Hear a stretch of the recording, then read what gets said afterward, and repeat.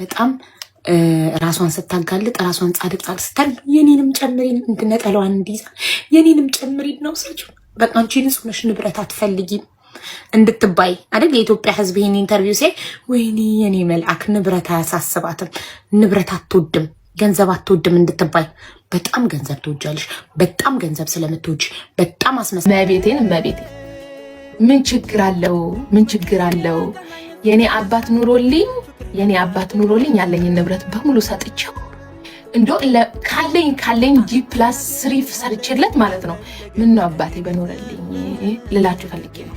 ምን ችግር አለው? የኔ አባት ዛሬ ላይ ያለኝን ንብረት በሙሉ ሰጥቼው ዛሬ በነፍስ ባገኘሁት።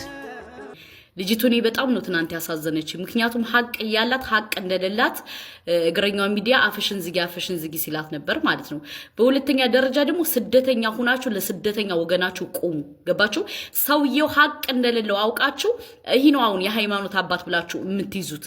ይሄ የሃይማኖት አባት ሳይሆን በሃይማኖት ውስጥ ተጠግቶ ያለ ማጅራት መች ሌባ ነው። ገባችሁ?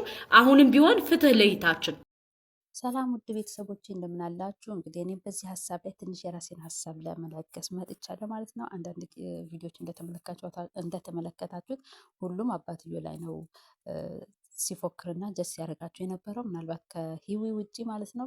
እኔ በሂዊ ሀሳብ እስማማለሁ። ምክንያቱም አባት ናቸው። እንደ አባት ምንም ነገር እንኳን ባታደርግላቸው እሷ የትኛው አረብ ሀገር ላይ ነው ኖራ ምንም አይነት ወጪ ሳይኖርባት ለዛውም ጠፍታ እየሰራች ጠፍቶ ሲሰሩ ምትም የቤት ኪራይ አለ፣ የቀለብ አለ፣ የሳሙን አለ፣ የትራንስፖርት አለ። ሴት ናት፣ ብዙ ወጪዎች ሊያስፈልጓት ይችላሉ። ይህን ሁሉ ወጪዋን ሸፍና ኬት አምጥታ ሸፍና ነው በየወሩ $700 ስትልክ የነበረው። የትኛው አረብ ሀገር ላይ ነው ይሄን ያክል የሚከፈለው? ምክንያቱም እኔም ሄጄ መስራት ፈልጋለሁ። እሷ የሰራችበት አረብ ሀገር ላይ $700 እየተከፈለኝ ሄጄ መስራት ፈልጋለሁ። የለም አረብ ሀገር ላይ የለም ማለት እዛ ጋር እግረኛ ሚዲያ ምናልባት ደሞዙ ምናምን ነገር አያጠራም ብላ ሊሆን ይችላል። ግን እኛም ደግሞ በዚህ ጉዳይ ላይ መናገር እንችላለን። ምክንያቱም የትኛውም አረብ ሀገር ላይ $700 ተከፍሎ አይሰራም። የለም ምንም አይነት ወጪ ሳታወጣ ደሞዟን ሙሉ እንደተቀበለች ቀጥታ ወደ ቤት የምታስገባ ከሆነ ልብሷን፣ ምግቧን፣ ትራንስፖርቷን ማንም ይሸፍንላት የነበረው? እንዴት ነበር ስትኖር የነበረው እሷ? ይሄ 12 ዓመት ስትኖር ይሄን ያክል ብር አስገብታለች ወደ አካውንት አስገብቻለሁ ብላ ወደ አካውንት ያመጣችው የባንክ አክሰስ መንቶ አለ። እሱን ነገር ደግሞ አባትየው ያን ሁሉ ዓመት 12 ዓመት ምንም አይነት ደሞዝም የላቸውም። ምንም አይነት ሌላም ውጭ ያለች ልጃቸው አለች። እሷን ምንም አትረዳቸውም። ምንም አይነት ባንካቸው እሷ ከምትልከው ገንዘብ ውጭ ምንም አይነት አካውንታቸው ላይ የሚንቀሳቀስ ገንዘብ የለም። ይህንን ነገር በደንብ ጥያቄ ፈጥሮብኛልና ሱመያና ሀቢባ ይሄንን ነገር መጀመሪያ ከግንዛቤ ማስገባት አለባችሁ። አባትየው ምን ተሳስተዋል? አረብ ሀገር የኖረች ሴት ምናምን ማለታቸው እሱ ላይ ስህተት ነው። በእርግጥም ስህተት ነው። ምክንያቱም ብዙ አረብ ሀገር የሚኖሩ ሰዎች ናቸው። ኢትዮጵያን ቀጥረጭ አድርገን የያዝናት እኛ የአረብ ሀገር ሴቶች ነን።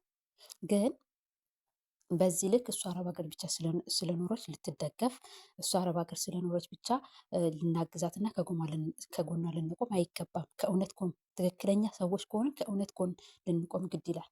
ምክንያቱም አባትየው እውነት አላቸው። አትርዳቸው። ከ12 ዓመት ሙሉ ስትኖር ይሄ ለቡና ይሄ የሆነ ነገር ለቤት አስቤዛ ግዛበት ብላ ምንም ነገር አትላክላቸው። ነገር ግን ሌላ የሚያንቀሳቅሱት ገንዘብ የለም ወይ ነው። ሌላው እንደ ተጨማሪ ኢትዮጵያ ላይ ገብታ አስገድደው ድረውኝ የሰርግ ወጪ አውጥቼ ምናምን ነገር ያለችው ነገር እሱ ከዚህ ከአክሰስመንቱ ገንዘብ ጋር ምክንያቱም አክሰስመንቱ የምትለው 12 ዓመት የሰራችበት ገንዘብ ስለሆነ ከዚህ ጋር አብሮ አይካተትም ወይ? ገንዘቡን ካልኩሌት ሲያደርጉ መጀመሪያ ያወጣችሁን ወጪ ማንሳት አለባቸው። ከዛ ካወጣችሁ ወጪ ላይ ተነስቶ የእሳቸውም ያላቸውን ገንዘብ የሚያንቀሳቀሱትን ገንዘብ ተነስቶ እውነት እሷ እንደምትለው ያድን ያክል ገንዘብ ይመጣል ወይ? ይህንን ነው ማሰብ መቻል ያለባቸው መጀመሪያ። ዝም ብለው ግን መሰለኝ፣ አማረልኝ፣ ጣፈጠልኝ፣ በአረብ ሀገር ሴቶች ይወደዳለሁ ብለው አፋችሁን አትክፈቱ። እነ ሱመያ እና ሀቢባ ከዚህ በላይ ብዙ ነገሮች ሊኖሩ ይችላሉ። የቤታቸው ገመና ነው። እሷም አባቷን አደባባይ አውጥታ ሰጣች፣ እሳቸውም ደግሞ መጥተው አደባባይ አውጥተው ሰጧት። መጀመሪያ እሷ ናት የሄደችው። በተለያየ ቦታ ከሰሰች፣ አልተሳካላትም።